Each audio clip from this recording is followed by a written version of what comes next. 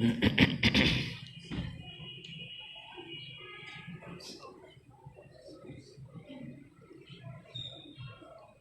الحمد لله نحمده ونستعينه ونستغفره ونؤمن به ونتوكل عليه ونعوذ بالله من شرور أنفسنا ومن سيئات أعمالنا من يهده الله فلا مضل له ومن يضلل الله فلا هادي له وأشهد أن لا إله إلا الله وحده لا شريك له وأشهد أن محمدا عبده ورسوله اللهم صل على محمد وعلى آل محمد كما صليت على إبراهيم وعلى آل إبراهيم إنك حميد مجيد اللهم بارك على محمد وعلى آل محمد كما باركت على إبراهيم وعلى آل إبراهيم إنك حميد مجيد أما بعد فإن خير الحديث كتاب الله وخير الهدي هدي محمد صلى الله عليه وسلم وشر الأمور محدثاتها وكل محدثة بدعة وكل بدعة ضلالة وكل ضلالة في النار رب اشرح لي صدري ويسر لي أمري واحلل عقدة من لساني يفقهوا قولي رب زدني علما سبحانك لا علم لنا إلا ما علمتنا إنك أنت العليم الحكيم قال الله تعالى وَلَكُمْ فِي الْقِصَاصِ حَيَاةٌ يَا أُولِي الْأَلْبَابِ لَعَلَّكُمْ تَتَّقُونَ۔ ہر قسم کی تعریف اللہ کے لیے اور بہت بہت درود و سلام سید الکونین امام کائنات جناب محمد رسول اللہ صلی اللہ علیہ وسلم کی ذات اعلیٰ و بالا کے لیے۔ انتہائی محترم مکرم دوستوں، بزرگوں، پردہ نشین اسلامی ماں اور بہنوں، اللہ تعالیٰ نے انسان ہونے کے ناطے سے ہر انسان کو عزت اور اکرام بخشا ہے، اور اس عزت میں ایک چیز یہ بھی ہے کہ اللہ تعالیٰ نے انسان کو اپنے حکم سے جینے کا حق اور اختیار عطا فرمایا ہے۔ کسی شخص کے پاس یہ اختیار نہیں ہے کہ وہ کسی دوسرے شخص سے اس کی زندگی یا اس کے جینے کا حق چھینے، حتیٰ کہ اگر کوئی غیر مسلم ہے، کافر ہے، اسے بھی اللہ تعالیٰ نے جینے کا حق دیا ہے۔ اگر اس کی گردن مارنے کا حکم ہے تو وہ کسی بنیاد پر ہے، بغیر کسی بنیاد کے نہیں ہے۔ حضرت رسول اللہ صلی اللہ علیہ وسلم نے اسلامی قوانین جو بنائے، وضع فرمائے، قرآن مجید اترا، آپ کی باتیں احادیث قرار پائیں، ان کا بغور مطالعہ کیا جائے تو ہمیں یہ چیز واضح طور پہ معلوم ہوتی ہے کہ یہ دور وہ ہے کہ اس دور میں کسی مسلمان کو کسی غیر مسلم کی جان سے کھیلنے کی بالکل اجازت نہیں ہے۔ اسلام اپنے کسی بھی ماننے والے کی اس طرز پہ حوصلہ افزائی نہیں کرتا کہ وہ اسلام کے نام پہ یہ سمجھے کہ فلاں کو ہم قتل کر دیں گے، مار دیں گے تو اس کو مارنے کی بنیاد پہ ہم جنتی ہو جائیں گے۔ ایسے نہیں ہوتا۔ جس بنیاد پہ کسی کو مارا جاتا ہے نا، وہ بنیاد بندے کے جنتی اور جہنمی ہونے کا فیصلہ کرتی۔ قتل حق کہتے ہیں اس کو جس کو کسی بنیاد پہ مارا جائے۔ مثلا اگر کوئی شخص کسی کو قتل کر دے اور مقتول کے ورثاء یہ کہیں کہ بھی ہم نے بھی بدلہ لینا ہے، اسے کہتے ہیں قصاص، تو اس کے بدلے میں بندہ قتل کیا جائے گا، یا پھر وہ دیت لے لیں، جس کے بارے میں نے پچھلے جمعے میں آپ کے سامنے حضرت رسول اللہ صلی اللہ علیہ وسلم کے احکامات رکھے تھے۔ یا یہ کہ اگر کوئی شخص شادی شدہ ہو اور وہ بدکرداری کرے اور اعلانیہ یہاں تک کہ چار چار لوگ اسے دیکھنے لگ جائیں اور وہ صراحتاً گواہی دیں۔ اگلی بات یہ بھی سن لیں کہ اگر کوئی شخص کسی پہ ناجائز تہمت لگاتا ہے اور ثابت نہیں کر پاتا، اگرچہ اس نے خود دیکھا ہے لیکن ثابت نہیں کر پاتا، ثابت کرنے کے لیے کیا ضروری ہے؟ 4 گواہ ہونے چاہیے۔ اللہ تعالیٰ توبہ کا موقع دیتے ہیں۔ اسلام فوری طور پہ گردن اتارنے کی بات نہیں کرتا۔ اصل میں ان باتوں کی تعبیر لوگوں کے سامنے صحیح نہیں رکھی گئی تو اسلام پہ یہ اعتراض کیا جا رہا ہے۔ اسلاموفوبیا اس کے محرکات ہیں، وہ کہتے ہیں کہ یہ شدت پسند ہیں، یہ گردن اتارنے کی بات کرتے ہیں۔ ایک شخص نے دیکھا ہے لیکن اسے معلوم ہے کہ شرعی قوانین یہ ہیں کہ 4 لوگ ہوں گے تو پھر ہم کیس دائر کریں گے، تو 4 گواہ نہیں اسے ملے، اس نے جا کے کیس دائر کر دیا۔ اب اس شخص کو یا تو خاموش رہنا چاہیے تھا یا شرعی اصولوں کی بنیاد پہ جب یہ الزام نہیں ثابت کر سکے گا تو اس کو خود جو بات کر رہا ہے 80 کوڑے لگائے جائیں گے۔ فجلدوہم 80 جلدہ۔ یہ اللہ تعالیٰ نے حد مقرر کی ہے کہ وہ تہمت کے زمرے میں آئے گا، وہ کہے گا کہ میں تو سچ بول رہا ہوں، تو اسے پھر جب معلوم ہو جائے کہ یہ حد اس قانون کا تقاضا کرتی ہے، اس بنیاد کا تقاضا کرتی ہے اور یہ بنیاد ہے نہیں میرے پاس، پھر اسے خاموش ہونا چاہیے کہ اللہ تعالیٰ نے برائی کرنے والے کو توبہ کا موقع دے دیا۔ یہ بھی یہی نہیں، آپ اس طرح سمجھ لیں کہ صحابہ کرام کہنے لگے اللہ کے رسول صلی اللہ علیہ وسلم کہ آپ نے فرمایا کہ تم غیبت کو جانتے ہو، تو صحابہ نے فرمایا اللہ عالم، اللہ اور اس کا رسول جانتا ہے۔ آپ نے فرمایا ذکر کا آخا کا بما یکرہ، اپنے بھائی کی کوئی ایسی بات کرنا جسے وہ ناگوار سمجھتا ہو۔ کہا اللہ کے رسول اگر وہ بات اس میں موجود ہو، فرمایا موجود ہو تو غیبت ہے، اگر موجود نہ ہو تو یہ تو بہتان ہے۔ تو غیبت کرنے پہ بھی کیا ہے؟ سزا ہے، اور جس بات کی ہم غیبت کر رہے ہیں وہ بات تو اس میں ہے، لیکن ہمیں اللہ تعالیٰ نے اختیار نہیں دیا کہ کسی کی عزت کو اچھال لیں۔ اسی طرح یہ ایک شخص جس نے کسی کو برائی کرتے دیکھا ہے تو اسے عزت اچھالنے کا اختیار نہیں ہے، یہ خاموش ہو جائے ورنہ یہ خود گرفت میں آ جائے گا۔ قتل حق جان کا مسئلہ ہے، جان جانی ہے، ایسے نہیں ہے۔ قتل کے بدلے قتل، اللہ کے رسول صلی اللہ علیہ وسلم نے فوری طور پہ قصاص لے کے دکھایا ہے۔ اگر گھر والوں نے ورثاء نے قصاص کا مطالبہ کیا، اور اگلی بات سن لیں، ورثاء میں کون ہوتا ہے؟ ایک شخص فوت ہوا ہے، اس کے ورثاء میں بیٹے، اس کے بھائی، اس کے ماں باپ، بھائیوں کے بیٹے، اسے ہم کہتے ہیں اصحابہ، عصبی رشتہ دار۔ عصبی رشتہ داروں کا ڈھیر لگ جائے، سینکڑوں کی تعداد میں ہو، اور ایک رشتہ دار یہ کہہ دے بھائی ہم نے بدلہ نہیں لینا، قتل کے بدلے قتل نہیں کرنا، ہمیں تو پیسے چاہیے، ہمیں تو دیت چاہیے، شریعت اسلامیہ قتل کو منسوخ کر دیتی۔ ایک شخص کے کہنے پہ بندہ قتل نہیں ہوگا، ایک شخص کے کہنے پہ قتل ہے منسوخ ہو جائے گا، ایک شخص کے کہنے پہ۔ بعد میں گھر لے جا کے اس کو تیمبڑ لگائیں، پھانٹی لگائیں، لیکن عدالت کے پاس یہ جواز آ گیا ہے کہ ایک شخص کی طرف سے آواز آ گئی، سارے 50 بندے ایک جگہ اکٹھے ہیں کہ ہم نے بھی قتل کے بدلے قتل کا مطالبہ کرنا، لیکن ایک رشتہ دار نے جو عصبی رشتہ داروں میں سے تھا، اصحاب میں سے تھا۔ عصبی کس کو کہتے ہیں؟ بنوا بیٹے، ابوا ماں باپ، اخوا بھائی، اموما چچے تائے، یہ ہیں سارے بندے کے عصبی رشتہ دار۔ چونکہ اللہ کے رسول صلی اللہ علیہ وسلم نے انہی رشتہ داروں کو پابند کیا ہے کہ اگر کسی بندے پہ دیت پڑتی ہے تو دیت یہ رشتہ دار دیں گے، یہ ان کی ذمہ داری، ایک بندہ نہیں دے گا، اس کی تو کمر ٹوٹ جائے گی۔ اس کے عصبی رشتہ داروں کو جو وراثت میں حقدار بنتے ہیں ان کو اللہ کے رسول صلی اللہ علیہ وسلم نے ذمہ دار قرار دیا ہے کہ اگر کسی بندے سے کوئی بندہ مر گیا ہے اور جن کا بندہ مرا ہے انہوں نے قصاص نہیں بلکہ دیت کا مطالبہ کیا ہے، عوض کا مطالبہ کیا ہے، تو اس بندے کا جو قاتل ہے اس کے عصبی رشتہ دار مل کے اس کے ساتھ تعاون کریں گے اور اس کی دیت ادا کی جائے گی۔ حتیٰ کہ کوئی کسی کو زخم لگائے اس کے مقابلے میں اسے فوری اسی طرح کا زخم لگایا جائے گا، لیکن یہاں بھی یہ قانون ہے کہ اگر کوئی ایسا زخم ہو جو دماغ کا ہو تو وہ کسی دوسرے کو نہیں لگایا جائے گا، چونکہ دماغ کے زخم کو ماپنے کا پیرامیٹر نہیں ہے۔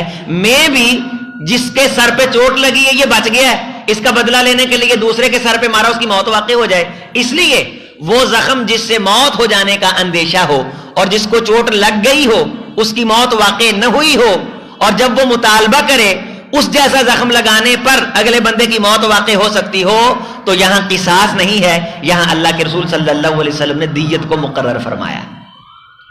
پیٹ کا زخم ہے، دماغ کا زخم ہے، 1/3 دیت ہے ٹوٹل میں سے، اور ٹوٹل دیت کتنی ہے بندے کی؟ 100 اونٹ، اور 100 اونٹ میں سے 40 گابن اونٹنیاں یا 2000 بکریاں یا 200 گائے، یہ اللہ کے رسول صلی اللہ علیہ وسلم کا مقرر کردہ نصاب ہے۔ کسی انسانی جان کا اگر کوئی کسی کے زخم لگا دیتا ہے اور اس کی ہڈی نظر آ جاتی ہے 5 اونٹ مقرر فرمائے، ہڈی ٹوٹ جاتی ہے تو 15 اونٹ مقرر فرمائے، انگلی کاٹ دی جاتی ہے تو 10 اونٹ مقرر فرمائے، کان کاٹ دیا جاتا ہے 50 اونٹ مقرر فرمائے، ناک کاٹ دیا جاتا ہے 100 کا 100 اونٹ مقرر فرمایا۔ وَلَكُمْ فِي الْقِصَاصِ حَيَاتٌ یا اُولِي الْأَلْبَابِ، اے عقل بندو، اے دانش بینو، اے فہم نوازو، اے ذی شعورو، قصاص کے اندر تمہارے لیے زندگی ہے۔ یہ جو پوری دنیا کی زندگیاں داؤ پہ لگی ہوئی ہیں وہ اسی بنیاد پہ کہ جو چاہتا ہے وہ سزا دیتا ہے اپنے ملازم کو۔ اللہ کے رسول صلی اللہ علیہ وسلم نے یہ اختیار کسی فرد کو دیا ہی نہیں ہے۔ عدالت بھی اپنی مرضی سے کسی جرم کی سزا نہیں دے سکتی جب تک کہ وہ سزا اللہ کے رسول سے منظور نہ ہو۔ جو اللہ کے رسول اور قرآن سے منظور ہو اسے کہتے ہیں حد، اسے کیا کہتے ہیں؟ حد۔ اور ایک ہے اختیاری سزا، اسے کہتے ہیں تعزیر، جج اپنی طرف سے کوئی سزا سنائے۔ اور تعزیر کے اندر جسمانی سزا صرف اور صرف 10 کوڑے اللہ کے رسول نے مقرر فرمائے۔ فرمایا لا یجلدوا فوق 10 اصوات، تم 10 کوڑوں سے زیادہ کسی جرم کی بنیاد پر، کسی جرم کو ثابت ہونے کی بنیاد پر اپنی طرف سے، اے وقت کے قاضیوں، جو جسٹس سسٹم کے رکھوالو، تم اگر اپنی طرف سے کسی کو سزا دینا چاہو کہ یہ جرم بڑا اس نے سنگین کیا ہے تو تم کسی جرم کی زیادہ سے زیادہ سزا کتنی دے سکتے ہو؟ 10 کوڑے۔ تو تعزیر میں دوسری سزائیں ہیں کہ اسے بولنا چولنا چھوڑ دیا جائے، اسے کہا جائے محلہ چھوڑ دے، ملک چھوڑ دے، ملک بدر کر دیا جائے، یہ ہیں تعزیریں۔ لیکن جسمانی سزا کتنی دی جا سکتی ہے؟ صرف 10 کوڑے۔ کہ آپ دیکھتے ہیں مارکیٹ میں اگر کسی کو کسی ملازم پہ غصہ آتا ہے وہ 10 مارتا ہے اس کو،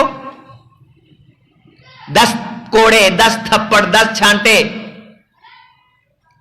عدل کا اور انصاف کا بول بالا تب ہوگا جب اللہ کے اس نظام کو، قانون کو نافذ کیا جائے گا۔ یہ سننے سنانے سبحان اللہ کہنے سے بات نہیں بنے گی۔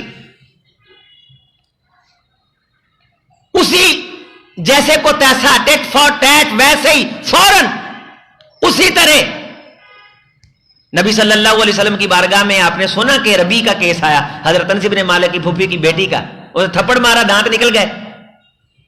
گھر والوں نے کہا بھی ہمیں قصاص چاہیے۔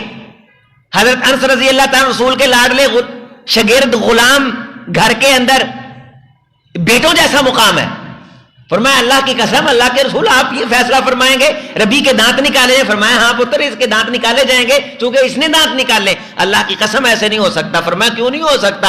وَلَكُمْ فِي الْقِصَاصِ حَيَاتٌ، اللہ کی کتاب، کتاب اللہ القصاص، اللہ کی کتاب قصاص کی بات کرتی ہے، قرآن مجید قصاص کی بات کرتا ہے۔ گھر والوں نے قصاص کا مطالبہ کیا ہے، ہوگا ایسے، بیچ میں مزید بندے پڑ گئے، پھر وہ قصاص کے بدلے میں دیت لینے پہ راضی ہو گئے، اور 1 دانت کی دیت 5 اونٹ ہے، 2 دانتوں کی 10 اونٹ ہے، 3 دانتوں کی 15 اونٹ ہے۔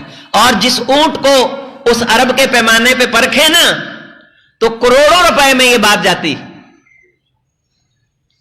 جس نسل کی اونٹ اس وقت دیت کے طور پہ، اس میں کہا جاتا 40 ہکے، نوجوان، بنت لبون، بنت مخاض، یہ اونٹوں کے نام ہیں ان کی عمروں کے اعتبار سے اللہ کے رسول نے مقرر فرمائے۔ ایداں دا اونٹ ہوئے اینو ہکا کہاں گے، ایداں دا اونٹ ہوئے اینو جزا کہاں گے، ایداں دا اونٹ اونٹنی ہوئے اسے بنت مخاض کہیں گے، ایسی ہوگی تو اسے بنت لبون کہیں گے۔ یہ نام ہے باقاعدہ اللہ کے رسول نے رکھے۔ اسی کیفیات کے اگر اونٹ دیکھے جائیں نا تو آج پاکستان کی روپے کی مالیت کے اعتبار سے لاکھوں روپے کا ایک اونٹ بنتا ہے۔ یہ انسان ہے، انسان کا اکرام ہے، عزت ہے۔ اگر غیر مسلم کا دانت نکال دیا ہے تو دیت ہے، لیکن اللہ کے رسول نے آدھی مقرر فرمائی ہے۔ مسلمان کی 100 اونٹ ہے اور غیر مسلم کی کتنی؟ 50 اونٹ۔ یہ نہیں کہ بھی میں اسلام کو نافذ کرنے جا رہا تھا، ایسے بندوق اٹھائی اور 25-26 بھون دیے، نہ نہ نہ ایسے نہیں، یہ اختیار کسی کے پاس نہیں. کسی دلیل کی بنیاد پہ اگر اسے مارا جاتا ہے وہ آپ کورٹ میں جائیں گے. من سب نبیا فاقتلوہ، کوئی شخص کسی بھی نبی کو آدم علیہ الصلوۃ والسلام سے لے کے جناب محمد رسول اللہ صلی اللہ علیہ وسلم تک کسی نبی کی عزت پہ حملہ کرے، کسی بھی نبی کی، برابر کا مجرم ہے. شریعت نے اس کے درمیان تفریق نہیں کی کہ حضرت عیسیٰ علیہ السلام کو نعوذ باللہ گالی نکالنا چھوٹا جرم ہو اور حضرت محمد رسول اللہ صلی اللہ علیہ وسلم کی طرف ایسی بات کی نسبت کرنا بڑا جرم بن جائے. نہیں، اللہ کے رسول نے یہ تفریق نہیں رکھی. فرمایا کوئی شخص کسی بھی نبی کو گالی نکالے اور برا کہے، اس کو فوری طور پہ اس جرم کی بنیاد پہ قتل کیا جائے گا، اس بنیاد پہ اس کی گردن اتاری جائے گی، اس بنیاد پہ اسے جینے کا حق چھینا جائے گا. اپنی زندگی گزارے، اسے کون یہ اجازت دیتا ہے کہ وہ پیغمبر کی کھیتی اور پیغمبر کی حرمت اور پیغمبر کی عزت میں دخل اندازی کرتا پھرے، جیسے چاہے جیے. اور فرانس کا جو حکمران اپنی سرپرستی میں اللہ کے رسول صلی اللہ علیہ وسلم کے گستاخانہ حقوں کی اشاعت کروانے کی بات، اور اتنے بے ضمیر ہیں مسلمان حکمران، ایسے مرے ہوئے. اگر کوئی شخص جناب عیسیٰ علیہ السلام کی توہین کرے اور کوئی مسلمان حکمران اس کا بدلہ لینے کے لیے آواز نہ اٹھائے تو اسے جینے کا حق نہیں ہے. یہاں تو اماموں کے امام جناب محمد رسول اللہ صلی اللہ علیہ وسلم کی توہین کی بات ہو رہی. ہم امن والے ہیں، ہم جدید ہیں. جدید دیکھیں، آپ کا میں کارٹون بناؤں، اسلام مجھے اس کی اجازت نہیں دیتا. وہی للی کلی ہوں ماذا تلو ماذا. اگر کوئی شخص کسی اشارے کے ساتھ کسی کی عزت کو پامال کرے، اس کے لیے تہمت کی، اس کے اوپر الزام ثابت ہوتا ہے اور 80 کوڑے اس کو لگائے جاتے ہیں. اگر اشارے سے کوئی بندہ آ رہا ہے پیچھے سے، اس نے آپ کو دیکھا نہیں، آپ نے کسی بندے کو اشارہ کر دیا ایویں کر کے بھی یہ دماغوں فارغ ہے، اس اشارے کے ساتھ فقہ کی کتابیں دیکھیں کہ آپ نے تہمت لگائی اس پہ بے وقوف ہونے کی، 80 کوڑے سزا ہے. عام شخص پہ، عام مسلمان پہ اگر ثابت ہو جائے کہ کسی نے کسی کی توہین کی، اسلام کی عدالت ہو اور کیس دائر کر دیا جائے. اماموں کے امام جناب محمد رسول اللہ صلی اللہ علیہ وسلم، تمہیں انہوں نے کہا کیا ہے؟ یہ اللہ کا رسول ہے. ذمی من قتل معاہدا لم یرہ رائحۃ الجنہ، جو شخص کسی ایسے کافر کو جو مسلم ملک کے اندر اجازت حکومت سے لے کے رہ رہا ہے، کوئی مسلمان اس کو قتل کر دے تو رحمت کائنات نے فرمایا وہ جنت کی خوشبو بھی محسوس نہیں کر سکتا ہے. جس اللہ نے مسلمان کو جینے کا حق دیا ہے، اسی اللہ نے اس غیر مسلم کو جینے کا حق دیا ہے. اور یہاں فضا اتنی مسموم کی ہوئی ہے کہ سوائے گستاخ رسول کے زبان نیچے آتی نہیں، اور قتل کے فتوے کہ مفتی کے فتووں کا سستا ہے بھاؤ، ملتے ہیں دمڑی کے اب 3 علامہ اقبال نو کافر کہہ چھڑیا، قائد اعظم محمد علی جناح نو. اور ہندوستان کے مناظرے پڑھ کے دیکھیں آپ، جتنے یہ مناظر ہیں دیوبندیوں کے، بریلویوں کے، انہوں نے کافر آکھا ہے، انہوں نے کافر. کوئی بھی کسی کے نزدیک مسلمان نہیں. اور نبی صلی اللہ علیہ وسلم نے فرمایا اگر کوئی شخص کسی کو کافر کہے اور جس کو کافر کہا جا رہا ہے وہ کافر نہ ہو تو کہنے والا خود کافر ہو جاتا ہے. مسلمان ہونے کی اللہ کے رسول نے 3 نشانیاں قرار دی ہیں، باقی فقہ کی بحثیں ہیں. نمبر 1، لا الہ الا اللہ محمد رسول اللہ پڑھتا ہو. نمبر 2، کعبہ کی طرف منہ کر کے نماز پڑھتا ہو. نمبر 3، مسلمانوں کے دن قربانی کا جانور ذبح کرتا ہو اور قربانی کا گوشت مسلمانوں سے لے کے کھا لیتا ہو. یہ 3 نشانیاں اللہ کے رسول نے مسلمان ہونے کی قرار دی ہیں. ان 3 بنیادوں پہ آپ کسی کو کافر نہیں کہہ سکتے اگر یہ 3 چیزیں کسی کے اندر ہیں تو. اگے تقسیمہ کر لو، کوئی ہوئے کوئی ہوئے کوئی ہوئے کوئی ہوئے کوئی ہوئے کوئی ہو، من حیث المجموع آپ اسے کافر نہیں قرار دے سکتے جب تک کہ اس کے کافر ہونے کی دلیل آپ کے سامنے نہ آ جائے. فرمایا کہ جس بندے نے کلمہ پڑھا شہادت اللہ الہ الا اللہ وان محمد رسول اللہ، وَأَكَلَ ذَبِيحَتَنَا وَصَلَّى قِبْلَتَنَا، ہمارے قبلہ کی طرف منہ کر کے نماز پڑھی اور ہمارا ذبیحہ کھایا، اس بندے کا مسلمان خون ہے اور وہ محفوظ ہے، اس نے اپنے آپ کو محفوظ کر لیا ہے، بچا لیا ہے. باقی اس کے معاملات اللہ تعالیٰ کے ذمے ہیں، اور اگر کوئی اس میں جرم دیکھتا ہے تو اس کا کورٹ کے اندر کیس کرے.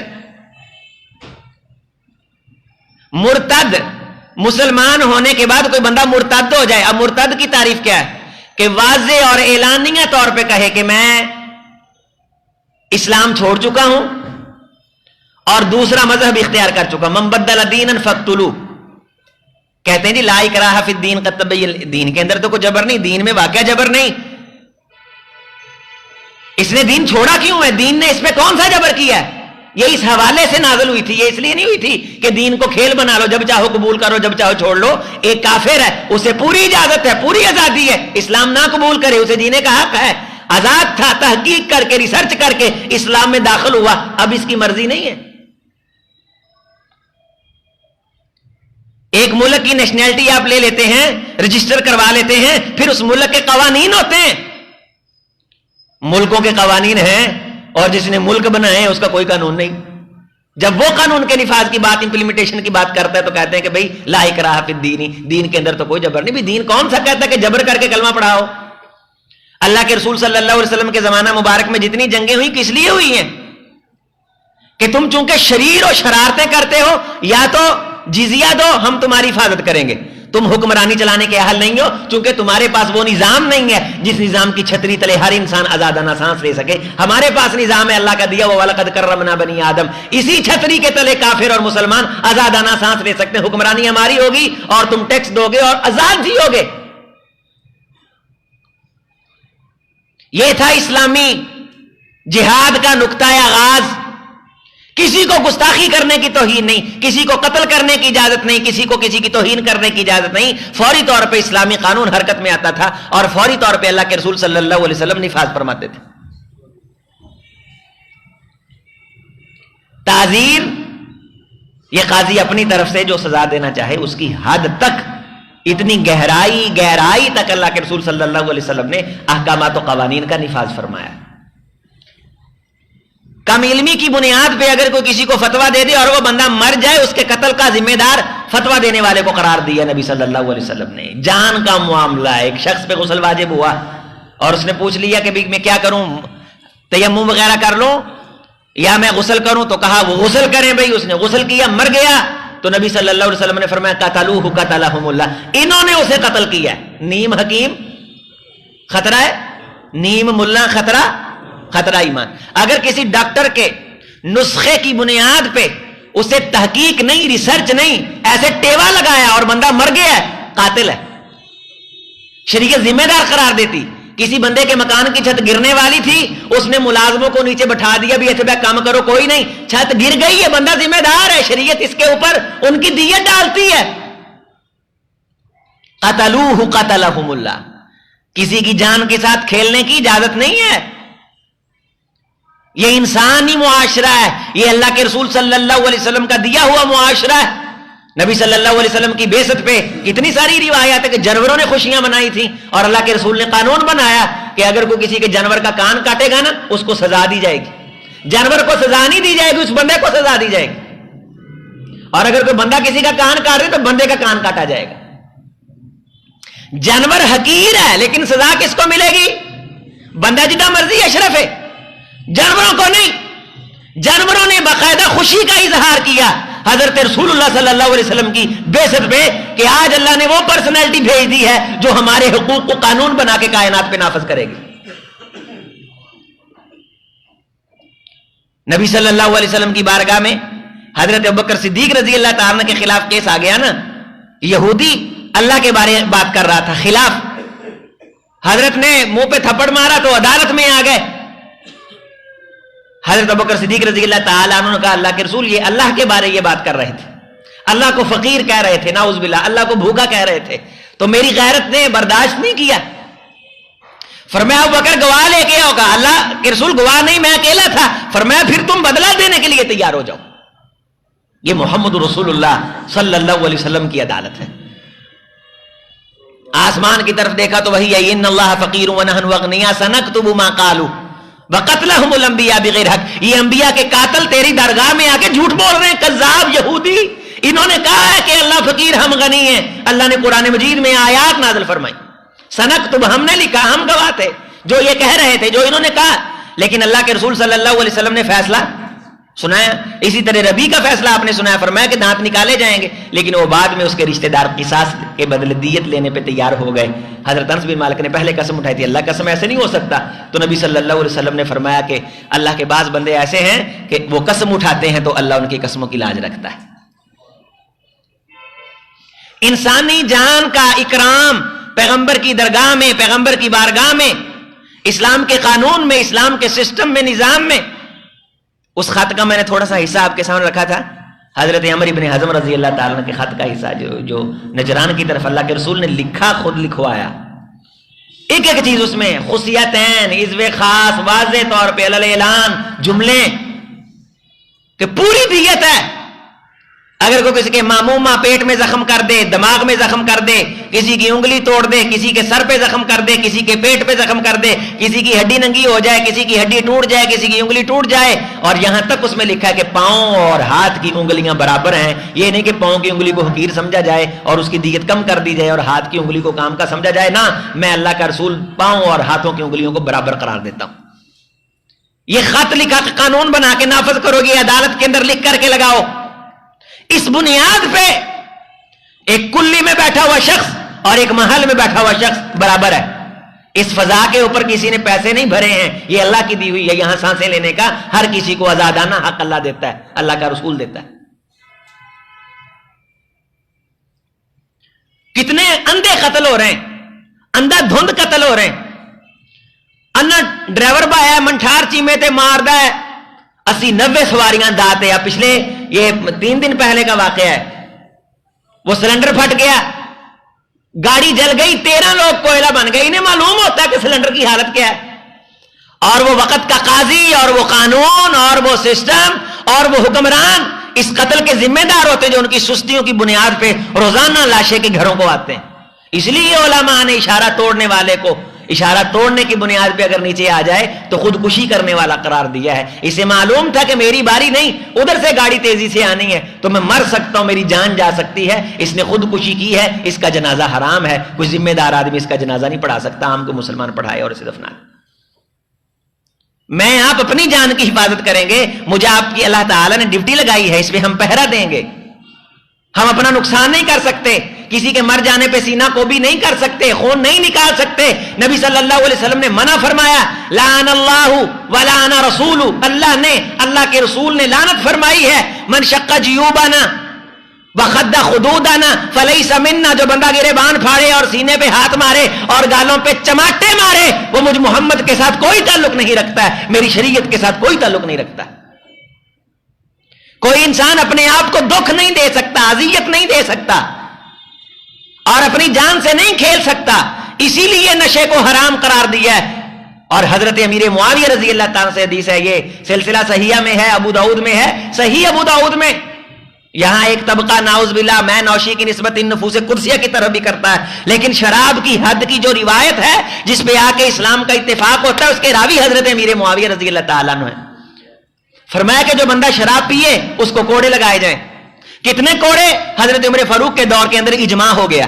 اللہ کے رسول نے مطلق کہا تو اجماع کے ساتھ 80 کوڑے قرار پائے. اس کی وجہ یہ بن گئی کہ کوڑوں کا لفظ تھا لیکن حد نہیں تھی, تو شراب پینے والا عمومی طور پہ شراب پی کے ہذیان بکتا ہے, تہمت لگاتا ہے, الزام لگاتا ہے. اور عرب کے اندر تو ایسے تھا کہ شراب پی کے پھر اپنے کارنامے بتاتے تھے کہ فلاں جو قبیلے کی 2 شیزہ ہے, پھر ہم نے اس کے ساتھ زندگی گزاری, پھر بڑے بڑے لمبے لمبے شعر پڑھتے اور بڑے بڑے قصیدے کہتے. عربی دیوانوں کے اندر جائیں تو وہ گویا کہ الزام لگاتے, تہمتیں لگاتے, پتہ ہی نہیں ہوتا تھا کیا کہہ رہے ہیں, کیا بک رہے ہیں. تو الزام چونکہ لگانے کی واضح نص ہے کہ 80 کوڑے ہیں, تو شراب اس چیز کا سبب بن جاتی ہے. تو امت کا اجماع ہو گیا کہ جو بندہ شراب پیے اس پہ کتنے کوڑے لگائے جائیں گے؟ 80 کوڑے. حدیث ہے اللہ کے رسول صلی اللہ علیہ وسلم کی. پھر پیے پھر 80 کوڑے لگائے جائیں, پھر پیے پھر 80 کوڑے لگائے جائیں, اور اگر پھر باز نہ آئے تو اس کی گردن کو مارا جائے, اس کی گردن کو کاٹا جائے, اور قاضی اس کے خلاف قانون بنا کے ملک کے اندر نافذ کرے کہ شراب پی کے کوئی اسلحہ اٹھا کے کسی کی جان سے کھیلنے کی کوشش نہ کرے. حضرت رسول اللہ صلی اللہ علیہ وسلم نے فرمایا کہ اگر کوئی شخص کسی مسلمان کی طرف اسلحے سے اشارہ کر دے, تلعنہ الملائکہ, سارا دن فرشتے اس پہ لعنتیں اور پھٹکار بھیجتے ہیں. کوئی مسلمان کسی مسلمان کی طرف اسلحے سے اشارہ کر دے, اشارہ, من یشیر الی اخیہ بالصلاح فلیس منی فلیس منا، دونوں جملے آتے ہیں. اگر کوئی شخص مسلمان کی طرف اپنے اسلحے کے ساتھ ایسے ہی اشارہ کر دے، شغل کے ساتھ ہر جا پاسے مار دیاں گا ڈائلاگ بولتے ہوئے، تو یہ اس کے لیے گناہ ہے اور کبیرہ گناہ ہے کہ فرشتے اس پہ لعنت کرتے ہیں. ایک موقع پہ حضرت رسول اللہ صلی اللہ علیہ وسلم نے اس کی توضیح فرمایا کہ ہاں بعض دفعہ انسان کے ہاتھ میں ہتھیار ہوتا ہے، پتہ نہیں کب شیطان اس کے ذہن پہ حاوی ہو جائے اور وہ دیکھو کوڑا نہ پیٹ جائے اور اگلا بندہ کہیں ہو جائے، اس لیے اشارہ کرنے تک پابندی لگا دی اور اسے جرم قرار دیا. لائسنس اسی لیے بنایا جاتا ہے. مسلمان کو ڈرانا دمکانا یہ جائز نہیں ہے. نبی صلی اللہ علیہ وسلم نے اسے منع فرمایا. پچھلے جمعے میں تفصیل کے ساتھ یہ باتیں آپ کے سامنے مزید رکھی اور کچھ رہتی ہوئی باتوں کو آج کے جمعے میں سمیٹ رہے ہیں. ہم کیا کر سکتے ہیں؟ سن سکتے ہیں، یہ کہہ سکتے ہیں ہاں یار واہ بھائی واہ اسلام دے بڑے قوانین نے اور یہ ہے وہ ہے. ہم تو اس کے نفاذ کی بات کرتے ہیں، اس کی نفاذ کی بات کرتے ہیں.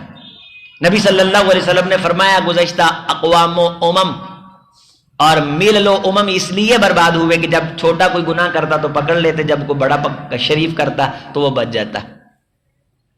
لیکن اللہ کے رسول صلی اللہ علیہ وسلم کی بارگاہ کے اندر اگر کیس آ گیا ہے اور ثابت ہو گیا ہے تو نبی صلی اللہ علیہ وسلم نے پھر اسی طرح فیصلہ فرمایا ہے جس طرح کتاب اللہ میں ہے اور وحی کی روشنی میں نبی صلی اللہ علیہ وسلم نے عام امت مسلمہ کے لیے وہ قانون اور اصول بنائے. اور یہ بھی پھر مزید وضاحت کے ساتھ سن لیں کہ نہا رسول اللہ صلی اللہ علیہ وسلم ان یقتص بالجراح حتی یبرأ صاحبہ، کہ اگر کسی شخص کو زخم لگا ہے تو اسے فوری طور پہ نہ دیت کا مطالبہ کرنا چاہیے نہ قصاص کا مطالبہ کرنا چاہیے، چونکہ زخم ٹھیک ہوگا تو پتہ چلے گا کہ زخم کس حد کا ہے. یہاں اندازہ فرمائیں کہ کتنی باریکی ہے کہ زخم ٹھیک ہوگا تو پتہ چلے گا کہ اس کا سزا دوسرے کو سامنے والے کو کیا دینی. اور اس پہ میں نے آپ کے سامنے وہ حدیث رکھی تھی کہ وہ شخص آ گیا اللہ کے رسول کی بارگاہ میں کہ میرے گوڈے میں سینگ مارا. سینگ اس وقت مارنے کے لیے استعمال ہوتا تھا جیسے ہمارے ہاں چاقو وغیرہ رکھ لیتے ہیں، اس دور میں سینگ بھی رکھ لیتے تھے.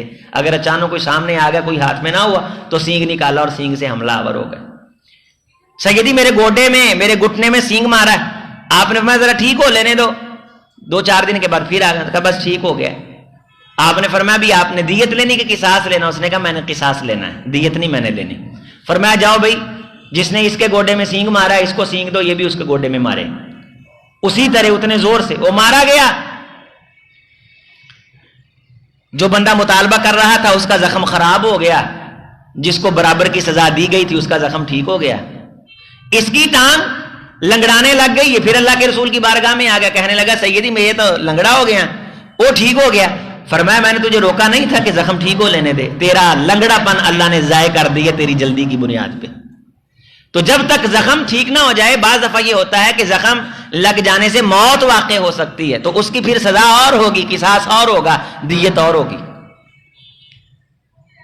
ایک ایک چیز واضح طور پہ فقہ اسلامی میں اتنی تفصیلات ہیں کہ آپ اگر ایک کسی موضوع اور جز کو پڑھنا شروع ہو جائیں آپ حیران ہو جائیں گے کہ اتنی تفصیلات لکھی ہوئی، اتنی شقیں ایک ایک چیز کے اندر. انسانوں کو تو سوچنے کے لیے اور بہت سارے کام کرنے چاہیے، دنیا کے برابر چلے. اسلامی قوانین کے بارے اللہ اور اس کے رسول نے محنت کر کے اللہ تعالیٰ کے رسول صلی اللہ علیہ وسلم نے محنت کی، نبی صلی اللہ علیہ وسلم کے صحابہ نے محنت کی، آگے فقہا نے ائمہ نے سب نے محنتیں کی. اور آج ہمارے پاس فقہ اسلامی کا بہت بڑا ذخیرہ ایک ایک چیز کی واضح طور پہ نص کی شکل میں موجود ہے. اللہ نے نازل فرمایا اور پھر اس سے استدلالات، استدراجات اور الگ الگ تقسیمیں اور الگ الگ ابواب اور الگ الگ تفصیلات، یہ ساری فقہ کی کتابوں کے اندر الگ الگ عناوین اور ابواب کی شکل میں ہمارے سامنے موجود ہے.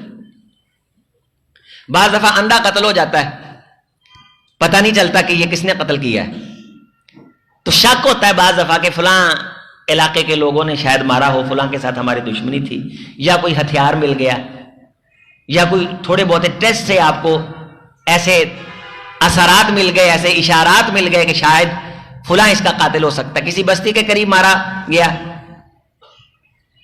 اسلحے کی کوئی تحقیق ہو گئی کہ یہ فلاں قبیلے کے لوگوں کے پاس اس طرح کا اسلحہ پایا جاتا ہے، تو کسی بنیاد پہ آپ کسی پہ اگر الزام لگا سکیں تو اس الزام کے لیے ضروری ہے کہ آپ کے خاندان کے 50 لوگ وقت کے قاضی کے سامنے قسم اٹھائیں. کہتے نہیں ہاں دینا ہے، قسم لینی. یہ قسم لینے دینے کا مسئلہ اسلام سے پہلے کا ہے، لیکن اقر رسول اللہ صلی اللہ علیہ وسلم القسامہ اسلام سے پہلے کا یہ سلسلہ تھا، لیکن جناب محمد رسول اللہ صلی اللہ علیہ وسلم نے اسے برقرار رکھا ہے. قسامہ ہوتا تھا کہ اگر ایک بندہ قتل ہو گیا فلاں بستی پہ، تو جن لوگوں کا بندہ قتل ہوا انہیں شک پڑ گیا کہ یہ فلاں بندے نے مارا ہے، تو شک کی بنیاد پہ ان کو سزا نہیں سنائی جائے گی. یہ یقینی طور پہ دعویٰ کریں کہ ہمارا بندہ انہوں نے مارا ہے، اور پھر جس بندے نے دعویٰ کیا اس کے خاندان کے 50 بندے ذمہ دار آدمی، عاقل بالغ صاحب شعور، 50 لوگ آ کے قسم اٹھائیں. ہم اللہ کی قسم اٹھاتے ہیں اللہ پہ ایمان رکھتے ہوئے کہ ہمارا بندہ انہوں نے مارا ہے. ان 50 قسموں کی بنیاد پہ ان کا قبیلے کا شخص قاتل ثابت ہو جائے گا، لیکن اس کو قتل نہیں کیا جائے گا، اس سے دیت لی جائے گی. دیت لی جائے گی. ہاں اگر وہ اقرار کر لے تو پھر قاضی فیصلہ کرے گا، گھر والوں سے پوچھے گا دیت چاہیے یا قصاص چاہیے. اگر وہ قصاص چاہتے ہیں کہ بندے کے بدلے بندہ مارا جائے، تو ان 50 میں سے ایک بندہ بھی کہہ دے کہ نہیں یار ہمیں قصاص نے دیت چاہیے، تو قتل منسوخ ہو جائے گا، قصاص منسوخ ہو جائے گا، دیت لاگو ہو جائے گی. حضرت رسول اللہ صلی اللہ علیہ وسلم کے زمانے مبارک میں بھی یہ قسامہ ہوا. آپ نے کروانے کی بات کی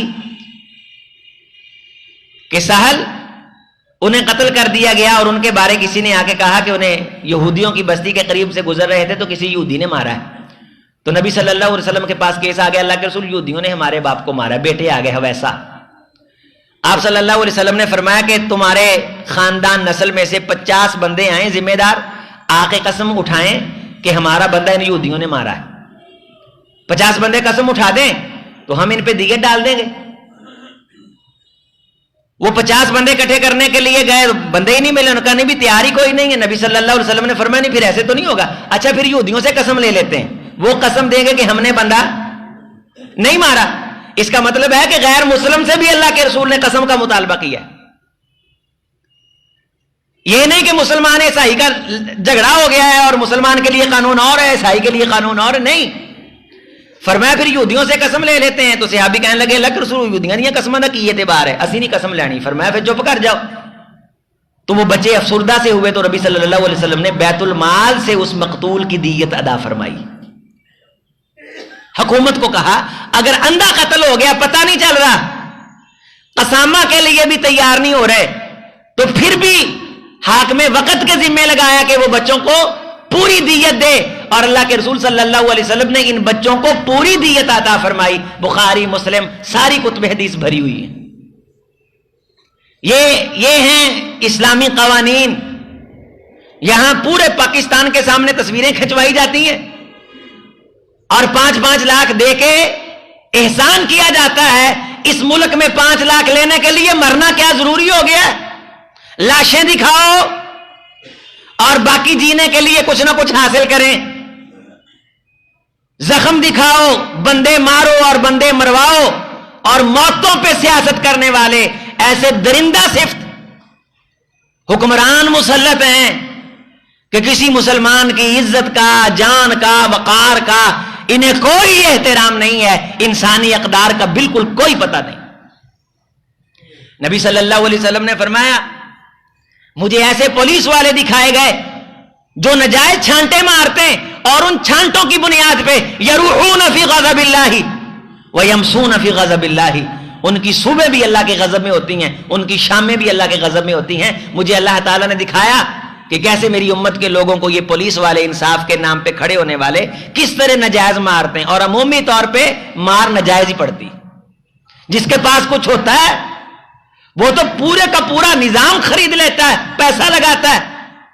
اور یہ چیزیں یہ نصاب کے اندر ابتدا سے اگر پڑھائی جائیں، نرسری سے لے کے آخر تک بار بار کے بکتے نہیں ہوتے، اللہ اور اس کے رسول سے مخالفت نہیں کرتے. لا الہ الا اللہ کا مطلب یہ ہے کہ جو اللہ کہے گا وہ مانیں گے، اور محمد رسول اللہ کا مطلب یہ ہے کہ جو رسول فرمائیں گے اس کا مان رکھیں گے، اس کو نافذ کریں گے. تو پھر یہ بچے اس طرح کے نہیں بنیں گے. یہاں نصاب ہی عہدہ اور ہے، عہدہ اور ہے، وہ برٹش والوں کا اور ہے، لائڈ والوں کا اور ہے، اسپائر والے، ایکسپائر والے، فلان ڈینگ ایکس وائی زیڈ، لاکھوں ادارے اور طبقاتی تقسیم ہے. چنگے دا بندہ چنگا پڑھے، مندے کا بچہ مندہ پڑھے. کھانے پینے میں تو طبقاتی تقسیم تھی، وہ قومیں کبھی جی نہیں سکتی جن کے نظام تعلیم میں طبقاتی تقسیم آ جائے.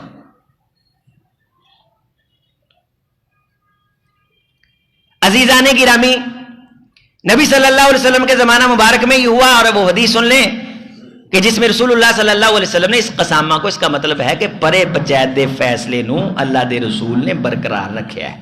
اور پرے پچیدہ فیصلہ اسلامی قانون دے مخالف نہ ہوئے تے پاکستان دا نظام ہی اس پرے پچیدے فیصلے نو تسلیم کرتا ہے.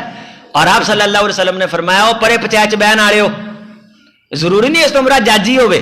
تاڑ چو کئی لوگ نے اللہ نے بصیرت دیتی ماشاءاللہ خاندانہ دے فیصلے کراؤندے نے، الحمدللہ بے شمار لوگ نے، انہوں نے اللہ نے عزت دیتی. اور یہ بڑا مقام، انتہائی شان والا کام ہے کہ اللہ تعالیٰ آپ کو یہ عزت دے کہ آپ کسی کا فیصلہ کرنے کے لیے جائیں.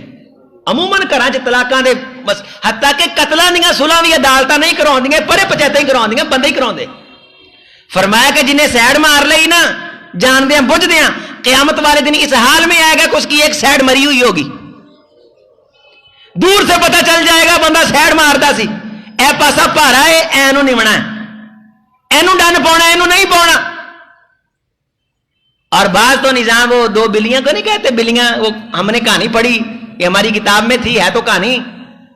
باندر کو چلے گیاں روٹی دا فیصلہ کراؤن لی، انہیں ایک پاسے تھوڑی جی ود توڑتی، ایک پاسے تھوڑی جی، انہیں کہا جی میرے والے زیادی، انہیں کہا دندی وڈ کے تیری گھٹ کر دینے، برابر کر دینے. دندی زیادی وڈ لی، وہ دی تھوڑی ہوگی، اس کی زیادی ہوگی، انہیں کہا انہوں زیادی ہوگی، انہیں کہا یہ گھٹ کر دینے، ادھر انہیں دندی زیادی پا لی، پھر یہ زیادی ہوگی.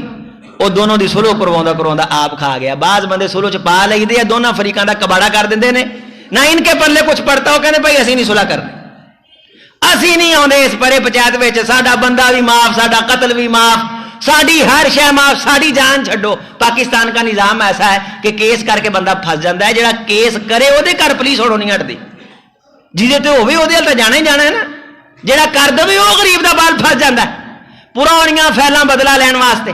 تو انتقام یہ دنیا کی عدالتیں ہیں حضرات گرامی، ایک اللہ کی عدالت بھی لگنے والی.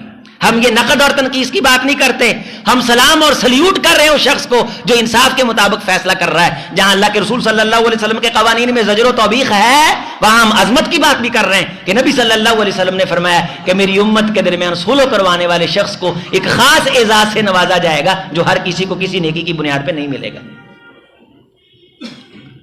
حضرت عباس رضی اللہ تعالیٰ نے فرماتے ہیں کہ پرے پچایت کا کیس ہو گیا، جناب ابو طالب کی خدمت میں کیس آ گیا، انہیں پتہ چل گیا کہ بندہ قاتل ہے. آپ ان کے پاس گئے جناب ابو طالب اور کہا کہ بھئی قاتل معین شخص ہے، یا تو دیت دو یا بندہ دو، بندہ قتل کریں قصاص، یا 50 قسمیں اٹھاؤ. انہوں نے کہا بھی مشورہ کر کے بتاتے ہیں. مشورہ ہوا، انہوں نے کہا 50 قسمیں اٹھائیں گے. حضرت نے جگہ مقرر فرما دی کہ رکن یمانی اور حجر اسود کے درمیان والی جو جگہ ہے نا، ایتھے نیاں لیا جائے گا. نیاں لین واسطے مسیطے آ سکتے ہیں، حد مسیطے نافذ نہیں ہوئے گی، حد مسجد میں نافذ کرنے سے رسول اللہ صلی اللہ علیہ وسلم نے منع فرمایا. ہمارے بعض بندے کہتے ہیں نیاں لین لگے قرآن نو چک دے ہو، قسم چک، ساڈے بھابی کئی آندے نے او جے قسم دی واری ہے تے قرآن نو پڑھو. پڑھنا چاہیے، پڑھنے کے لیے آیا ہے، لیکن نیاں کے لیے قسم اٹھائی جاتی ہے. اور قرآن مجید کا حلف اٹھانا فقہا نے جائز قرار دیا ہے کہ یہ اللہ کا کلام ہے، اللہ کی صفت ہے. قرآن مجید کی قسم چکنا نہ شرک ہے نہ کفر ہے. بھابیو تسی بھی تھوڑے جے کم تتے ہو، حلف اٹھانے کی باری آئی، بازی قرآن قسمہ چکن ہی رکھے ہے. نیاں واسطے جدوں حلف چکنا ہے نا، یہ بھی شریعت نے اجازت دیتی ہے، وہ اللہ دی قسم چکے یا قرآن چکے. وضو کر کے آ گئے، رکن یمانی اور حجر اسود کے درمیان نیاں دینا تھا. ایک عورت کہنے لگی جناب ابو طالب سے آ کے کہ بھئی میں آپ سے معذرت کرتی ہوں، میرے بیٹے نے حامی بھر لی ہے، لیکن اسی قسم نہیں دینا چاہتے، اینو معاف کر دیو، اے نہیں نیاں دے گا، ایویں ساڈے سر وبال پہ جائے. تو حضرت نے فرمایا ٹھیک ہے. ایک اور شخص آیا، اس نے کہا کہ بھئی ایک بندے قتل کی اونٹ بنتی ہے 100. کتنے اونٹ بنتے؟ 100. تو 50 بندیاں قسمیں چکنی ہیں تو میرے بھائی کے اسے 2 اونٹ آتے ہیں. حضرت میرے 2 اونٹ قبول کر لیں اسی ایک قسم بھی اسی بندہ نہیں ماریا. ایک قسم دینی سی انہوں نے آ کے, اسی بندہ نہیں ماریا. 50 بندے, باقی کنے رہ گئے؟ 48. بخاری شریف کی روایت حضرت عباس رضی اللہ عنہ فرماتے ہیں 48 قسمیں چک لیاں, 1 سال دے وچ سارے اسی انے ہوندے ویکھے 48 دے 48. یہ صحیح واقعہ. آپ نے کئی واقعات سنے ہوں گے کہ فلاں بندے نے جھوٹا حلف چکیا تے ایدا مریا, فلاں نے جھوٹا حلف چکیا. بے شمار واقعات نے. کسی محفل چ کدے گل چھیڑ کے بہ جائے 3-4 دن پہلوں کدے لٹریچر وینڈ اپ ہو جائے پھر آخیا جائے آ کے. بڑے واقعات نے, بہت واقعات. کہ ایک شخص وہ جھوٹا, اس نے کہا ہم بھی نیا پہ رکھ دیتے ہیں, قرآن مجید پہ پیسے رکھ دیتے ہیں. مقصد نیا ہوتا ہے, مقصد اصل نیا ہوتا ہے, قسم دینے. بعض بندے عورتیں وضو کر کے آتی ہیں نیا دینے کے لیے, تو کسی کا دل اسی وقت کانپ جاتا, کہتا ہے یار نہیں ایسی قسم نہیں لینی. حضرت عباس رضی اللہ تعالیٰ فرماتے ہیں کہ سال گزرنے سے پہلے پہلے کوئی شخص ایسا نہیں تھا کہ جس کی آنکھیں سلامت رہی ہوں یا وہ خود سلامت رہا ہو. اللہ کا وبال اور غضب اترا کہ پورے مکے کے لوگوں کے سامنے اللہ نے تازیہ نے عبرت بنا کے رکھ دیا کہ 50 بندیاں دا مقام بڑا ہے تے جے جھوٹ مارا تے میں رسوا بھی کر کے رکھ دینا. تو اسے کہتے ہیں قسامہ, کہ 50 لوگ قسم اٹھائیں کہ انہوں نے ہمارا بندہ مارا ہے تو وہ دیت دیں گے. اگر یہ قسم نہ اٹھائیں تو وہ قسم دیں گے کہ بھئی ہم نے ان کا بندہ نہیں مارا. اگر وہ بھی قسم نہ دیں تو عدالت اس کے باوجود ان پہ دیت لازم قرار دے گی کہ ان کا بندہ مرا ہے اور اس کے ورثاء کو دیت دی جائے. 100 اونٹ جس میں 40 گابن اونٹنیاں یا 200 گائے یا 2000 بکریاں یا اس کی قیمت کے پیسے. حضرت عمر فاروق رضی اللہ تعالیٰ کے دور مبارک میں پیسے بھی لیے گئے ہیں. اللہ تعالیٰ قرآن و سنت کے نفاذ کے لیے آواز اٹھانے کی کوشش کرنے کی توفیق دے. والسلام ورحمۃ اللہ وبرکاتہ.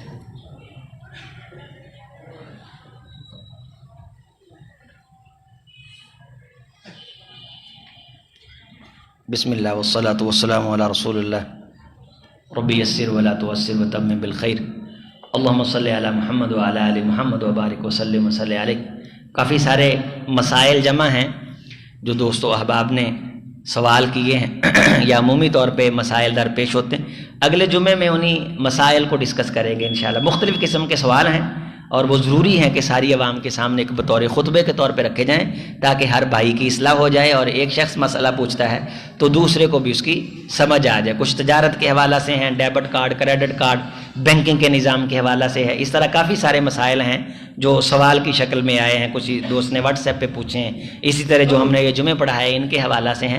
لیکن وہ سارے عامت الناس کے لیے بھی وہ فائدہ مند اور سود مند ثابت ہو سکتے ہیں. اس لیے اگلے جمعے میں انشاءاللہ تعالیٰ انہی مختلف بکھرے ہوئے سوالوں کے گرد بات کریں گے. اللہ تعالیٰ اسلام کے نفاذ کی طاقتور آواز بننے کی ہمیں توفیق دے. ہماری عدالت, ہماری پوری کی پوری سوسائٹی اور ہمارا پورے کا پورا مملکت کا نظام انہی بنیادوں پہ تعمیر ہو. ریاست مدینہ کی بات کرنے والوں کو سب سے پہلے اسلامی نظام, اسلامی قانون, اس کے حوالے سے افراد نے جو محنت کی ہوئی ہے اور تیاری کی ہے. نظریاتی کونسل کے پاس ایک جزی موجود ہے, تو ان کا نفاذ یا ان کے ساتھ جو موجودہ ان کے قوانین چل رہے ہیں ان کے درمیان کوئی ایسی ترمیمات کرنا کہ اس کے ساتھ اسلامی قانون کے ساتھ یہ مطابقت پا جائیں اور ہر کسی کو جینے کا پورا حق اور اختیار ملے.